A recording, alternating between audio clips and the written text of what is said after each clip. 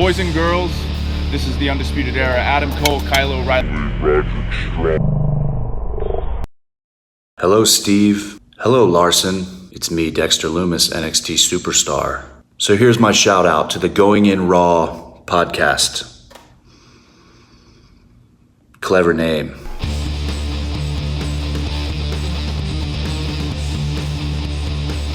Hey, friendo, Steve here.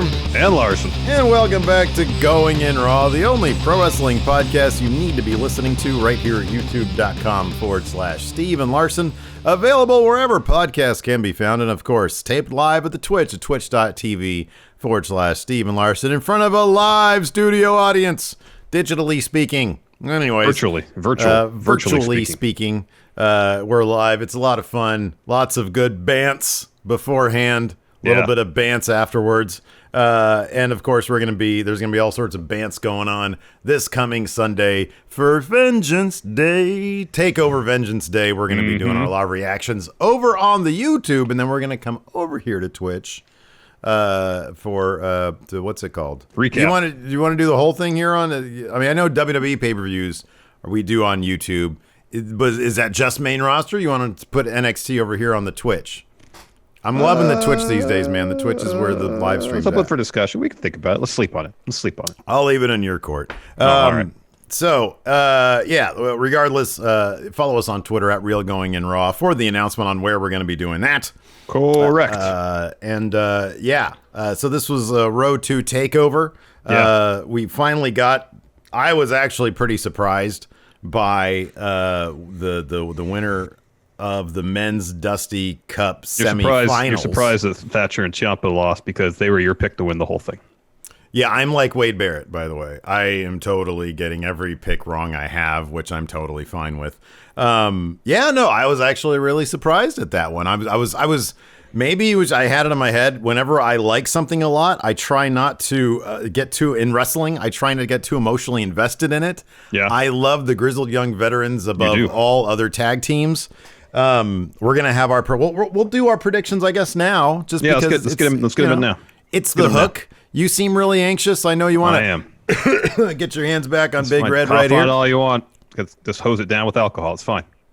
All right, man. So our Takeover Vengeance Day predictions. You think alcohol is going to do the trick? I don't think so, man.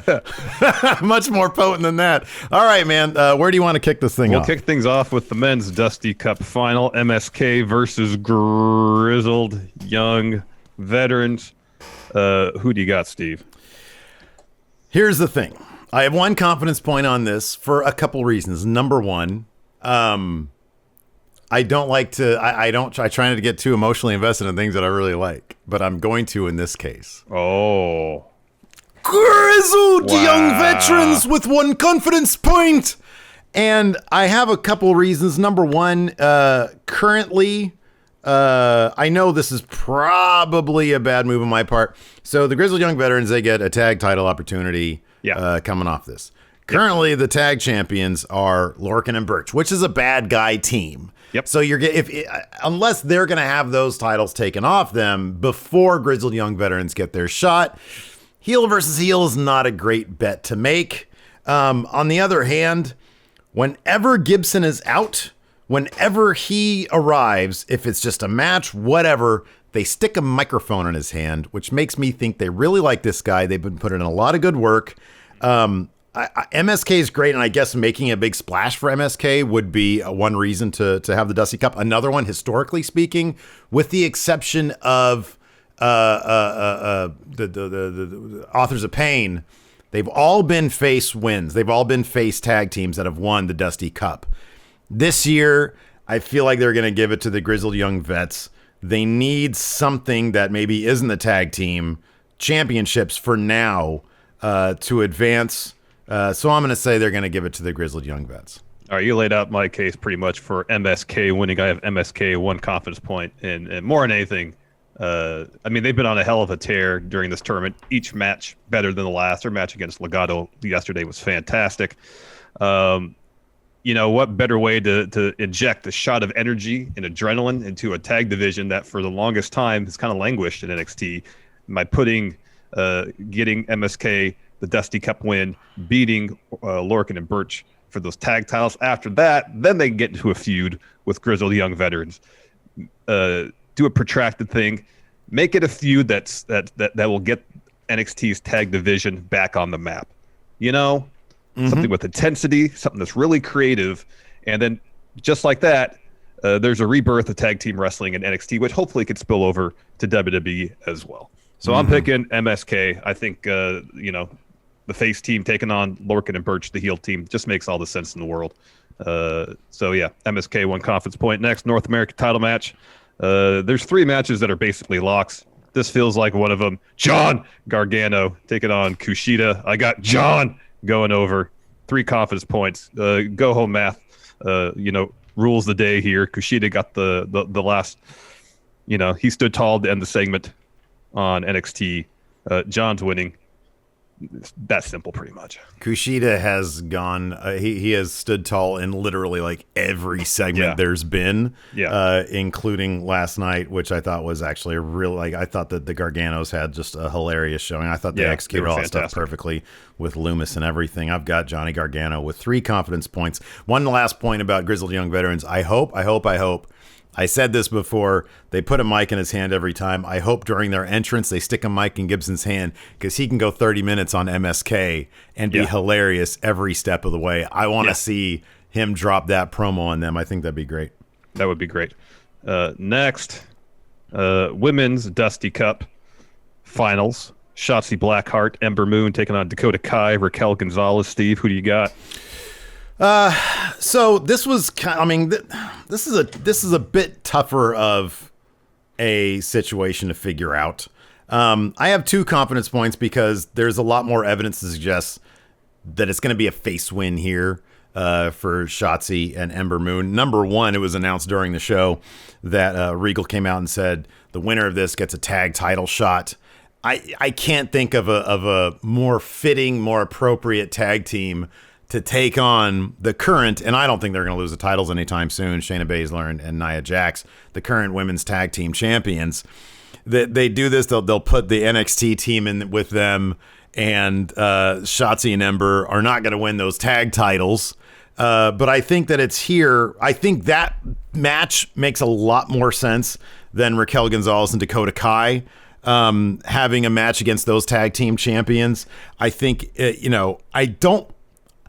I had a hard time believing they would give Raquel Gonzalez any sort of loss on her road to the title, but I think her versus Dakota Kai is the next logical step. And I was like, okay, maybe they'll win the cup together first before that happens, but I feel like there's only so many times you can have Raquel Gonzalez beat their team all on her own.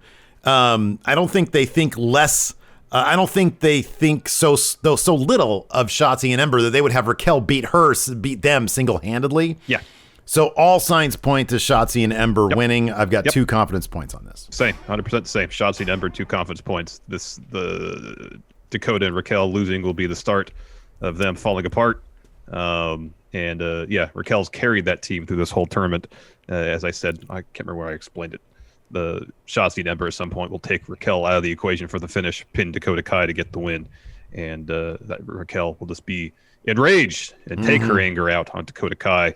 Shotzi and Ember will go over 2 confidence points. Next, for the NXT Women's Championship, Io Shirai, the champion, versus Toni Storm versus Mercedes Martinez. It's pretty telling in Mercedes Martinez and Toni Storm's video packages on NXT last night. The first names they mentioned in their respective packages was not Io Shirai, it was each other. They already seem more focused on taking each other out than taking out Io Shirai to get the title. Therefore, Io Shirai is definitely going to win this. 5 confidence points on Io going over. Yeah, I mean, the top 2 matches, honestly, the top 3 matches could have all had all the confidence points on. I'm that confident about John. Everything you just said is right. Io Shirai, I've got 4 confidence points on this. Tony points out, I beat her before in the Mae Young Classic. Yeah, Tony, that's why you're going to lose here. I guess the only question really is who eats the pin? Mercedes or Toni Storm? I don't know. They've sort of built up Toni Storm and Mercedes Martinez along the same path. Yeah. But in any event, Io's going to come away with this win. Seems that way, yes. And finally, for the NXT Championship, Finn Balor versus Peter Dune. We both got Finn going over. Yeah, I got 4. You got 5? Yes, sir. You got that right. Should be a hell of a match, though. Yeah, it should be probably the best match on the card. Although I'm really curious to see what Grizzled Young Veterans and MSK can put together because those NXT UK tag matches traditionally, I mean, I'm just talking about Grizzled Young Veterans, of course. Oh, off the charts, man. Off the charts, great. I mean, that could be a show stealer, but then also Io Shirai, I mean, that triple threat. All these matches should be absolutely stellar. There's not a bad one on there. Yeah. I mean, I think the one that's probably going to have just a lot of story to it is going to be the women's Dusty final.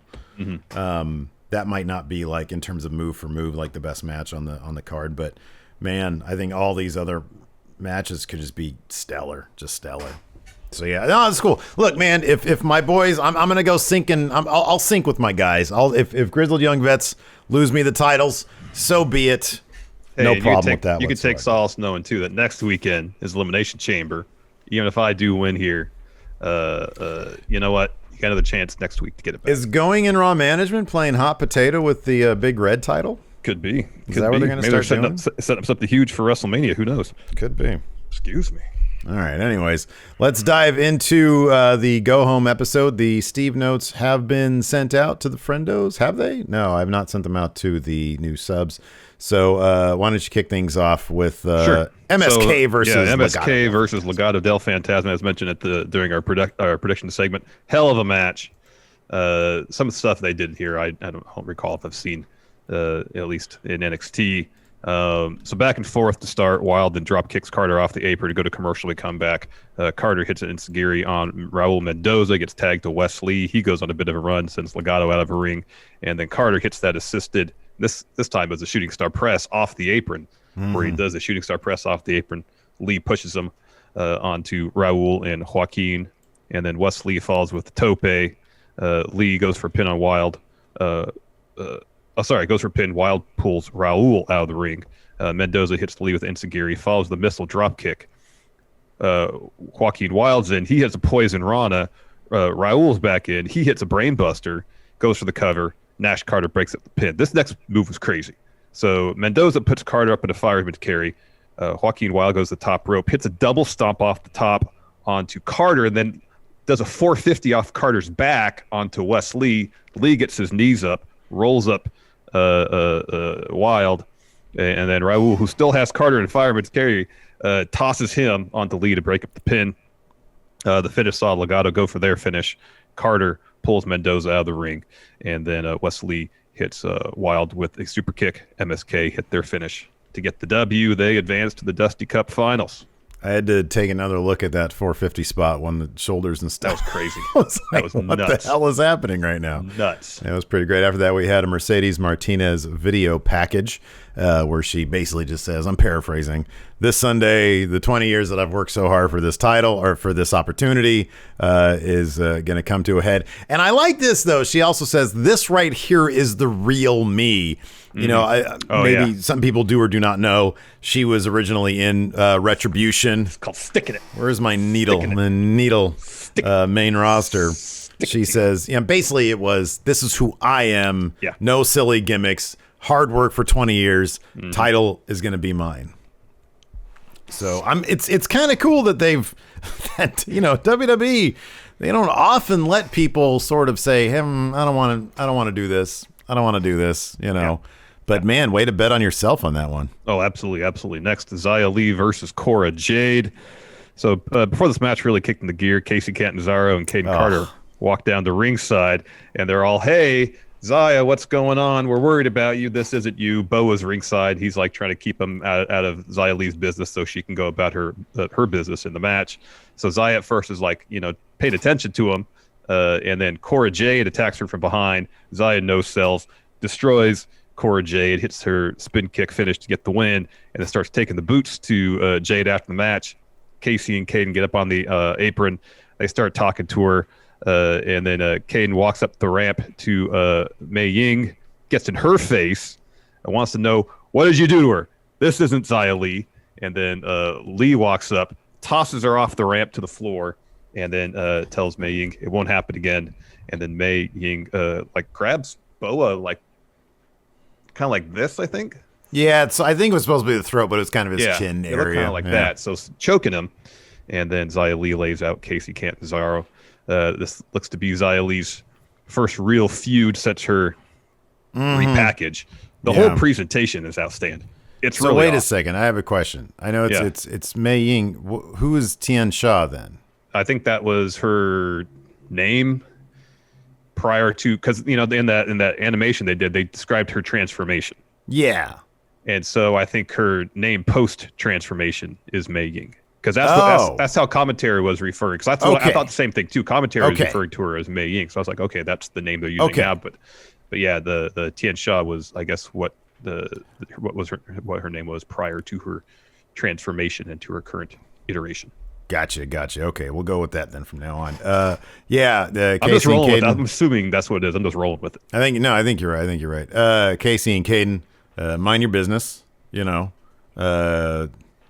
Casey. Sometimes Casey friends shouldn't be pointing fingers at anybody for anything at this point. Sometimes friends go their separate ways. It happens. Exactly. And look at this. Like, if I saw my friend and they're a loser before, which Xia Li was a loser before, and then all of a sudden they're winning, but it's all because they've refocused. They have, really put themselves. So we've all seen the video packages of what Boa and Xia Li went through.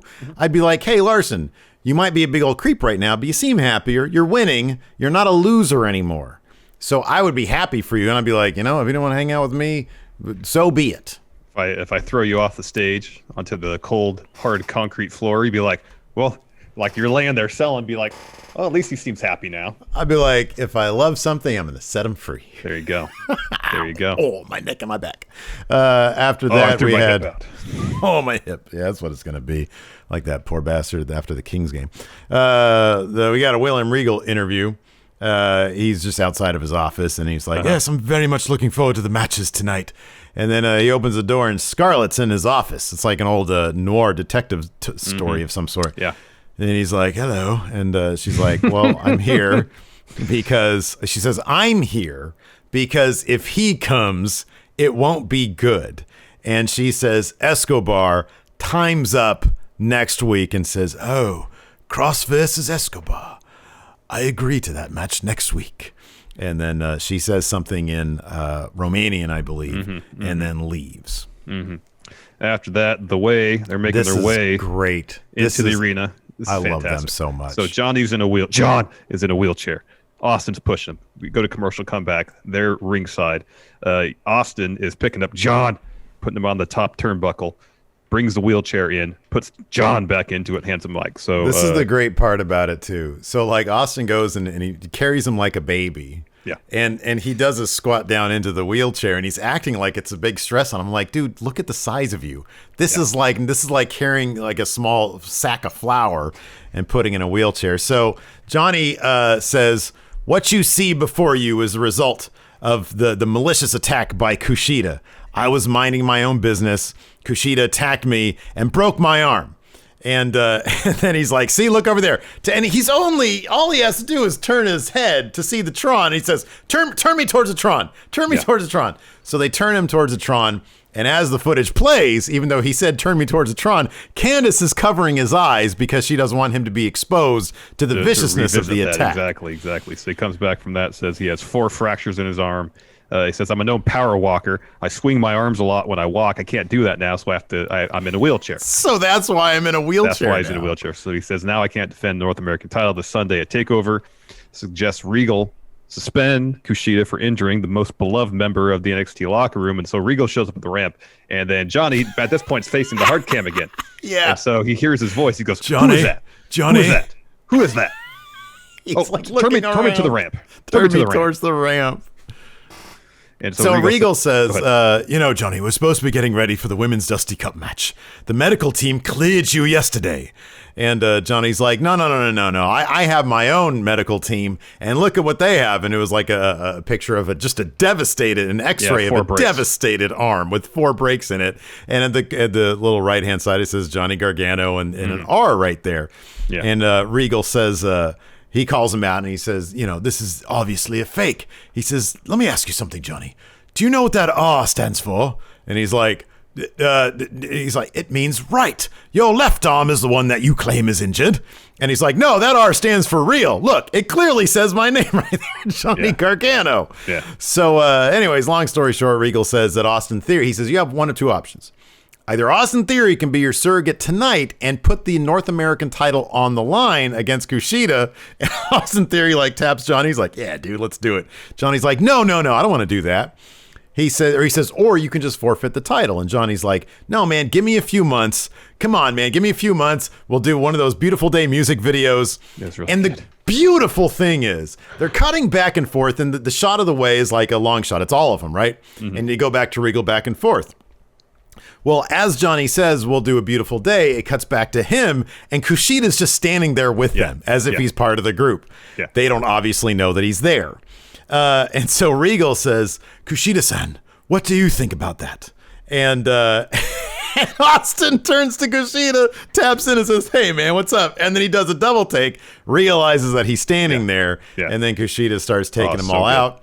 So Johnny then lifts the title with his injured arm, and like his sling comes off, and they're like, oh, you're faking. Well, they're playing tug of war with the belt a little bit too. Yeah, and then Kushida punches him into the chair, and he does this great pratfall, falling backwards into the wheelchair. And then then Shotzi and Ember's music play. Mm-hmm. They come out in the tank to start that match between them and match. Yeah, it was a fun match too. And Indy. Yeah, really fun match. Fun match. A couple times in here, Indy trying to do what she can to protect Candice just as much as win the match. Played into the finish.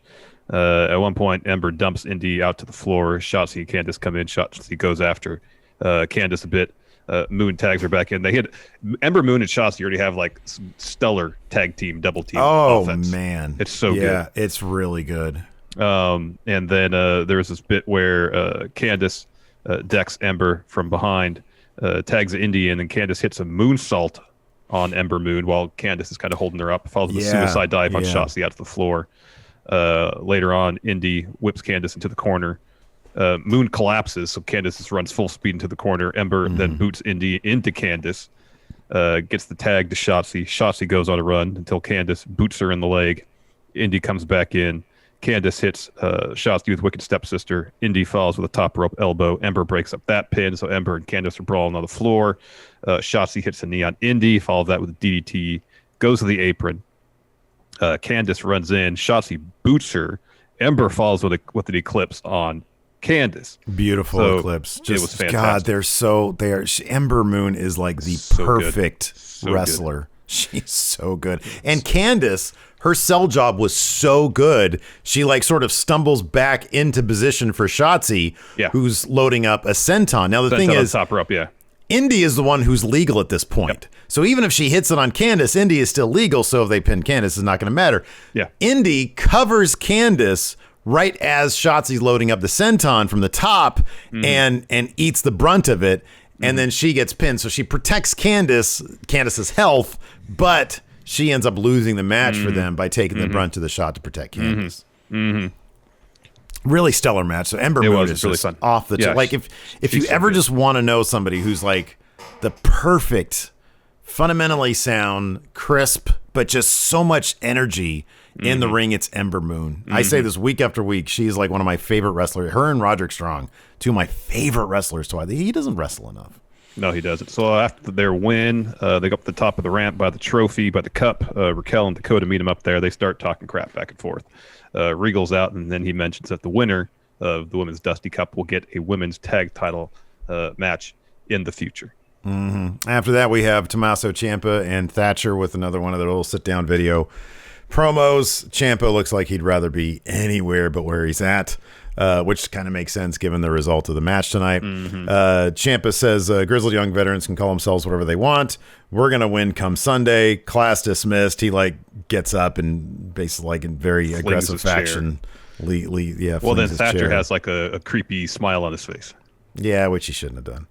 After that, we have a Santos Escobar interview. Man, this guy is just great he's so good. He's got so much natural charisma. It's so refreshing to see a heel who's not scared. I know. And it's not like he's a huge dude, Like so often it's the heels who are Fearless are massive, so they have every reason not to be scared of anybody. He's, relative to especially Karrion Kross, Santos Escobar is a small dude. He's supremely confident. Yeah. And it's great to see. So he's got an interview talking about Karrion Kross. He says, Kross, and I love this line too, Kross gave me the gift of time, but time is relative to each man. So I'm going to give him the gift of time. And as he continues, Raul Mendoza and Joaquin Wilde come in and they apologize for losing. And Santos says, and he doesn't scream or anything. He just says, don't apologize. I never apologize. It's a sign of weakness. There's something you can do for me to make it up, though. Pay him a visit and make sure he doesn't make it to next week. Yep. So that pays off a little bit later. Then we get Pete Dunne, Finn Balor video package. Which is pretty well done. After that, Kushida versus Austin Theory. Fun match. Kushida, of course, in typical Kushida fashion, trying to work over Austin Theory's arm. Austin Theory using his power advantage to get in some offense. Towards the end, Kushida makes a comeback, hits a handspring heel kick, German suplex, stomps Theory's fingers, hits a head kick, gets a 2 count from that, goes back to working the arm. Theory rolls out of the ring at Gargano's feet.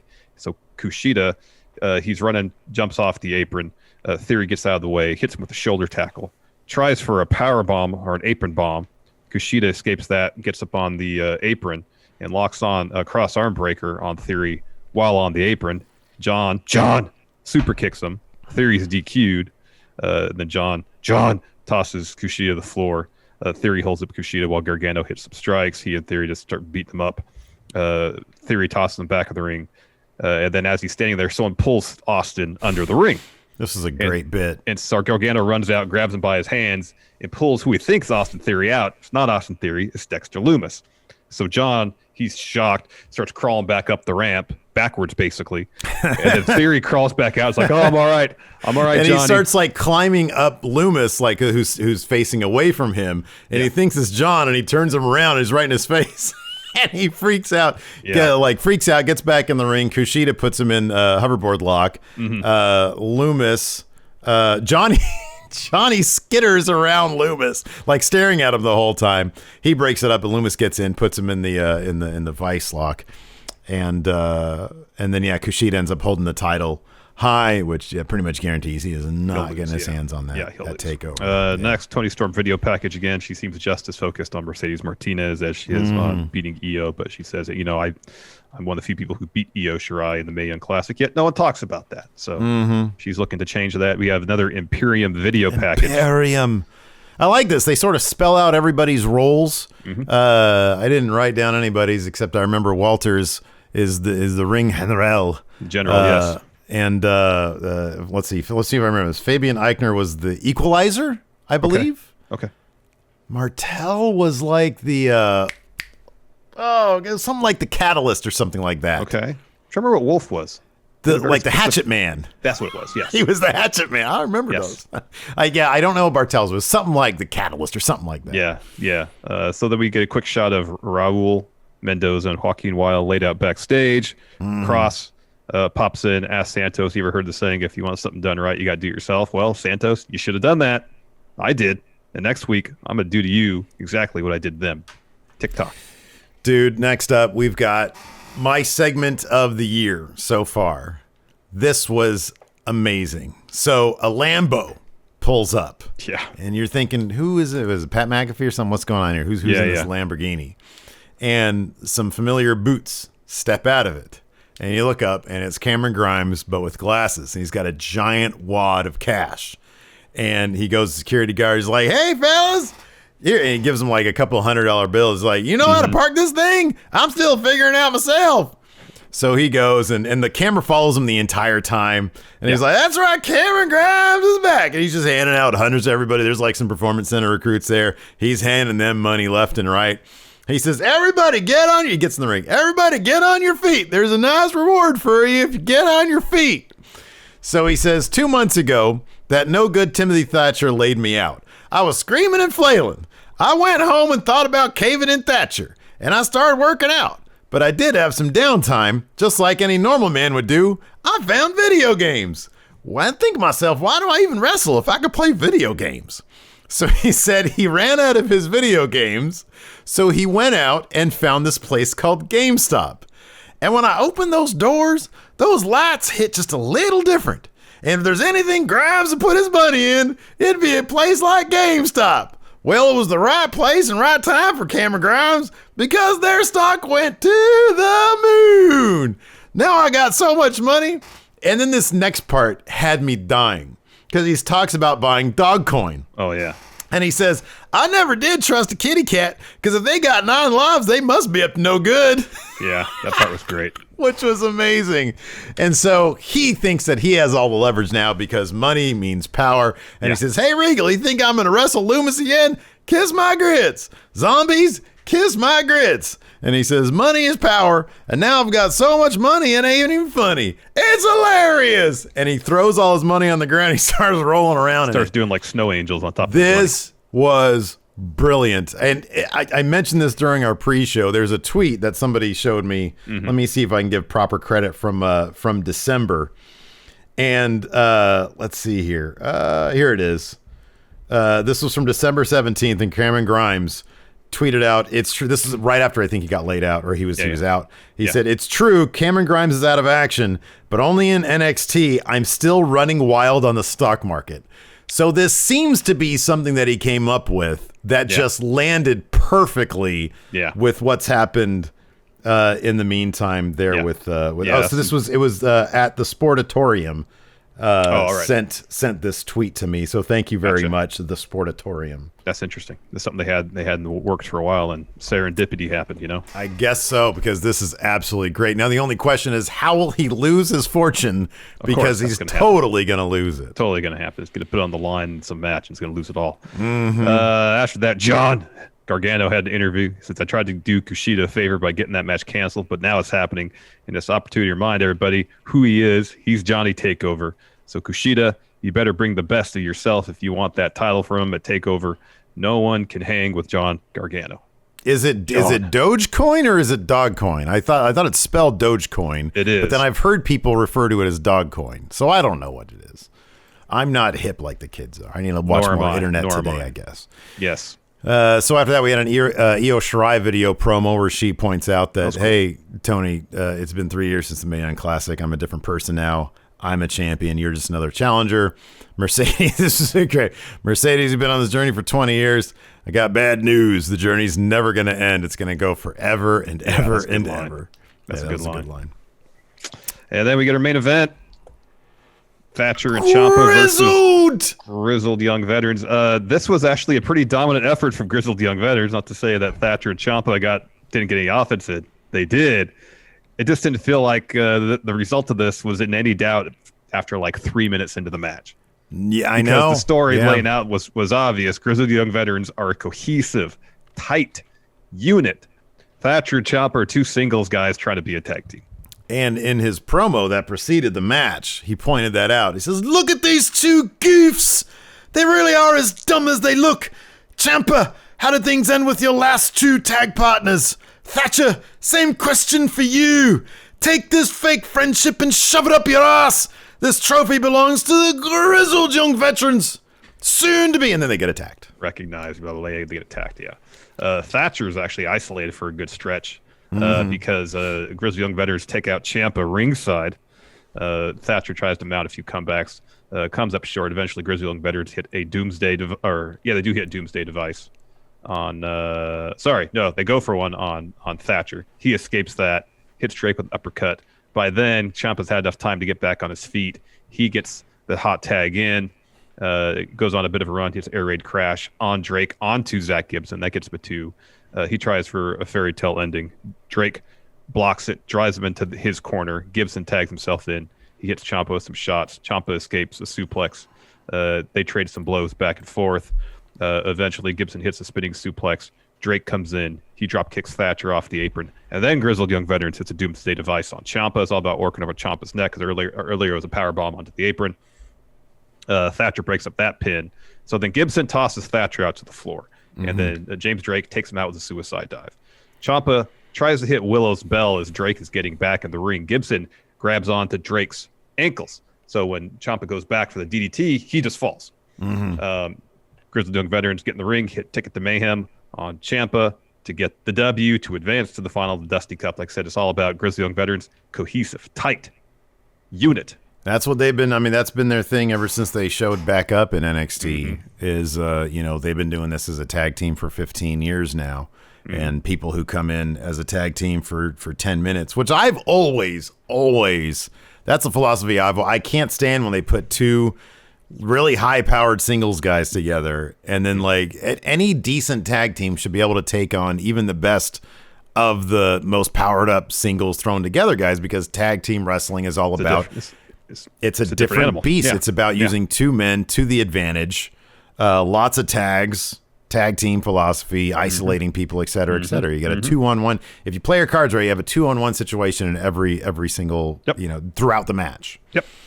After that, they do a really goofy sort of rundown of them. They have, and I'm not opposed. I mentioned this pre-show. I'm not opposed to them trying out new things. Yeah, totally. This was in the overrun of the show, and so maybe as somebody pointed out in our chat, people flipping over from AEW. Hey, let's see if there's an overrun on NXT. Yeah. They get a promo for Takeover. Yeah. And they've got the commentary team off to the side, running down all the matches, and they cut to like various stare downs between the participants in all the matches.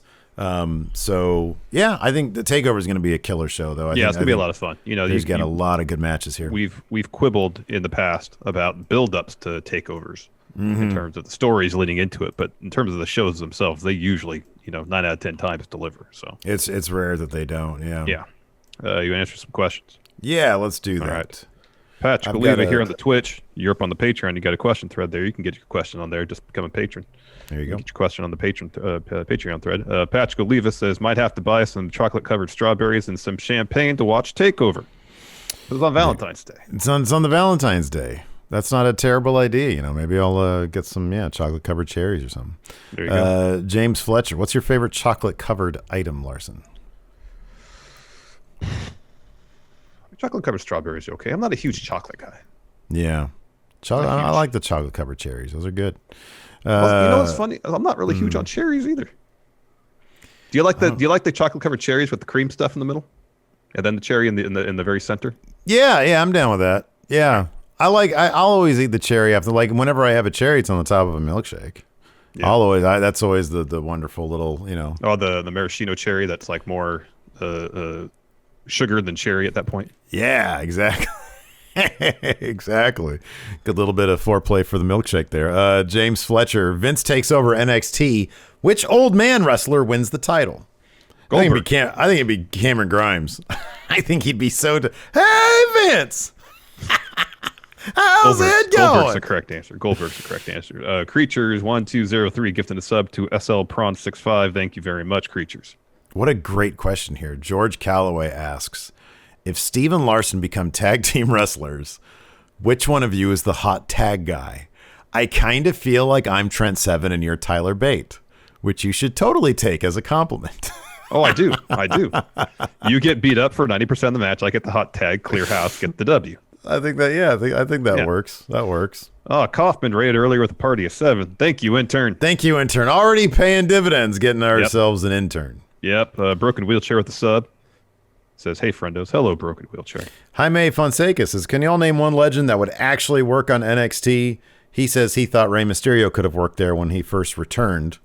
Yeah, Rey could. I think Edge could. Edge would be great in NXT, I think. So that isn't that a story today or something? I think maybe it was Triple H's conference call. I don't know. I read it on one of the news sites that Edge talked to Triple H. Maybe it was on the conference call because there was a conference call. Yeah. That Edge talked to Triple H about wanting to he gave him a list of talent in NXT that he'd like to go down there and help tank their ratings some more.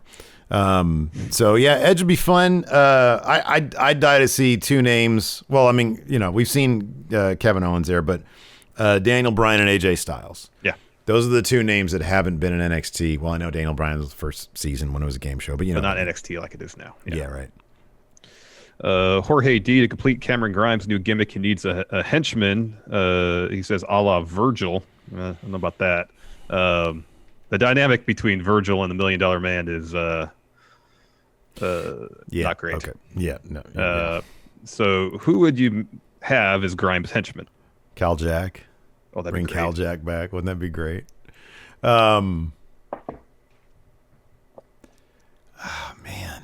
Yeah, Cal would be good. Now I can't. Ridge Holland. He comes back. Karrion Kross. There you go. Karrion Kross loses a match to Cameron Grimes where he has to become his henchman. But if he wins, he gets Grimes' fortune. Yes. Yeah, exactly. I can't make payments on my car. That damn healthcare bill of mine. Just trying to do something. Is NXT heel heavy, or am I overthinking it? Is what NXT too heel heavy? Heel heavy. Who's there? Kushida's like their purest babyface, isn't he? Kushida? Yeah. Probably. What other pure baby faces do they have? In the men's division. In the women's division, they have got Shotzi, they've got Ember. Yeah. They've got Io's kind of more of a tweener, I guess. She could do either one. Yeah, she could totally do either. Yeah, Casey and Caden, they're faces. But like in the men's division, it's Kushida. It's all variations on a badass dude.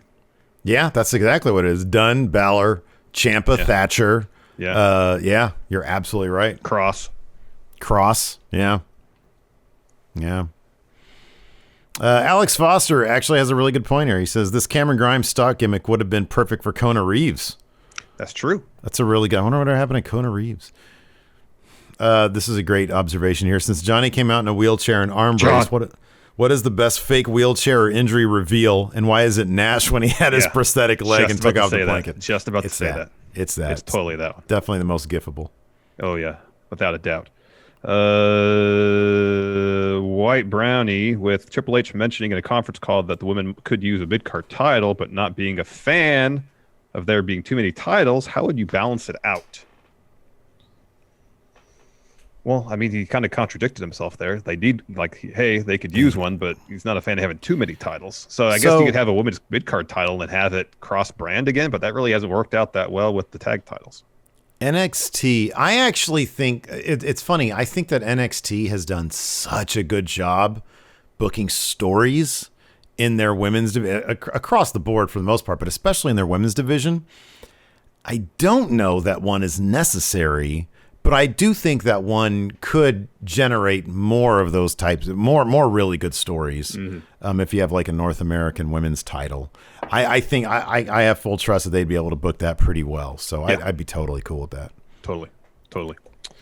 Night by night, as you are out driving, you pull up to a red light next to an NXT superstar. They rev their engine to indicate they would like to race. Not one to back down from a challenge, you accept. Which superstar would it need to be in order for you to have the best odds at winning?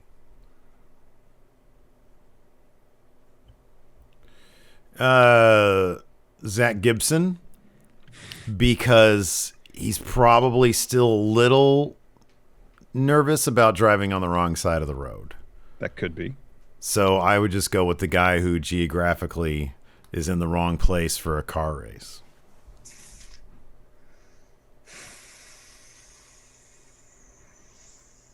Like, clearly you're not, like, my Toyota Highlander is not going to beat Karrion Kross's Dodge Charger. Totally. Grimes has a Lambo now. Yeah. But he also claims that he doesn't know how to park it. Well, that's just one part of owning it, though. As long as he knows how to hit his foot on the gas pedal, it'll go. He's probably okay. I'm trying to think of someone who would be a very cautious driver. Like Austin Theory might be a very cautious driver because of precious cargo. By that I mean John in the car with him. Yeah. So I'll say Austin Theory. Austin Theory is definitely the kind of guy whose hubris, whose dullard hubris gets him into trouble. Mm-hmm. So he would do it like right in front of a cop. Yeah. And then you just take off at a normal speed. Cop pulls him over and you get to mosey on at 40 miles an hour. Dang MQ, Cameron Grimes is now the type of guy who would have his own boat parade and it would be great. Yes. Yeah. James Rodriguez says, have you ever wanted a specific storyline or beat to happen, only to be disappointed when it actually does happen? He says, for example, when I saw Grimes show up in a Lamborghini, I immediately thought it would be funny if he made a ton of money from GameStop stocks. But the reveal didn't land as well when that actually turned out to be the direct. Oh, I would have marked out. I would have totally marked out if I saw him pull up in the Lambo. Like somebody, I'm going to say it was spoiled for me on Twitter. I already knew that was the case. Yeah. Same here. And right before the main event, I accidentally spoiled the damn main event for myself on Twitter as well. Oops. So I was not happy about that. My own fault. But if I would have called him using GameStop, especially with the story he laid out, I mean, he had to be, talk about being to the moon. He had to be over the moon when the GameStop stuff happened, and he set this up back in December. Yeah. That's absolutely great for him. Yeah, definitely. Where was I here? Fear and Loathing. Who's the comedian of Imperium? Probably. Bartel. The funniest guy of them is probably Walter. Because could be. Like, I've seen, number one, that stuff with Walter's class back when he was like, teaching his class stuff and just being, he was like sort of the pre-Thatcher class stuff. Yeah. Was really darkly hilarious. And you can't tell me that he didn't find the humor in it. Also, like, I forget what it was, if he bought his wife a new car or house it was a Mercedes. Yeah, I saw that on Twitter. Yeah. Yeah, I mean, on top of that, he just seemed like a real sweet guy. He does seem like a sweet guy. And a guy who can play somebody as devastating as Walter, but also be a sweet guy. They're probably hilarious. He's probably a really funny guy. Yeah, he's probably a funny dude. Also, he did the 619. That's true. As a reference to him looking like Dom. Yeah. That's true. So, yeah, he is pretty funny. Bruza says, I missed the recap. Can you do it again, but swap your opinions on everything? Oh. Ooh. I mean, do we have many varying opinions in this particular episode of? Not that I'm aware of. Let's see here. Oh wow, this is a dog authority figure. This is not a hard question to answer. Who would you rather get stock tips from, Grimes or JBL? Give me one reason to take Grimes stock tips over JBL. Oh, I know. Can't think of one. Yeah, I can't think of one either. Twinewinder, Steiner's kid is joining NXT. Yeah, that's right. Triple H mentioned that on a conference call as well. That's cool. Oh, the ratings are in. Oof.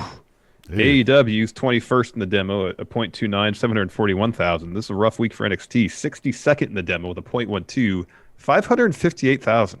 Ooh. People turned off from Edge and they kept away. Guess so. That guy completely killed NXT. Wolfpack for life. What's the future for Velveteen Dream? What do you think is more likely, Larson? Him getting released or him coming back to NXT?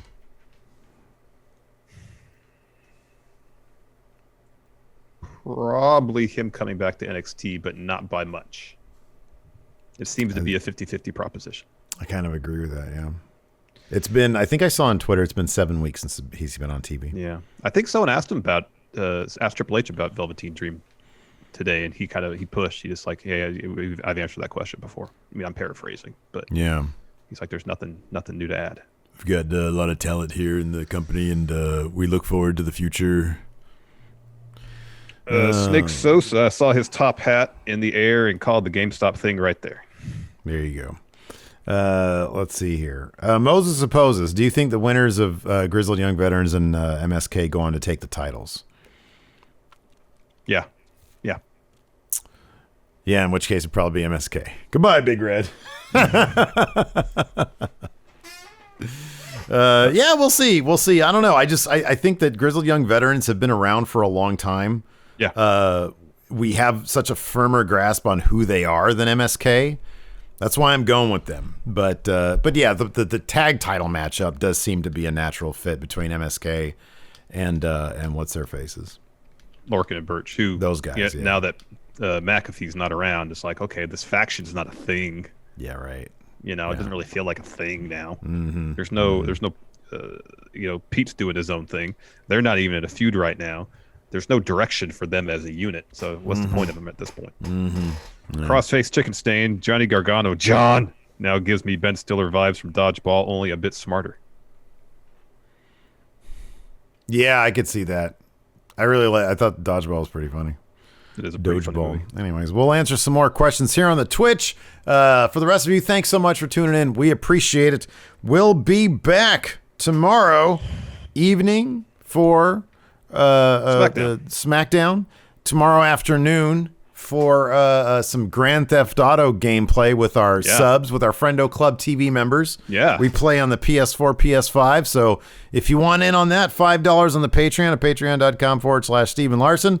YouTube channel memberships, or throw us a sub here on the Twitch and you can play with us and we'll live stream it. Should be a lot of fun. Yep, should be. Thanks everybody for tuning in. We'll talk to you later. Goodbye.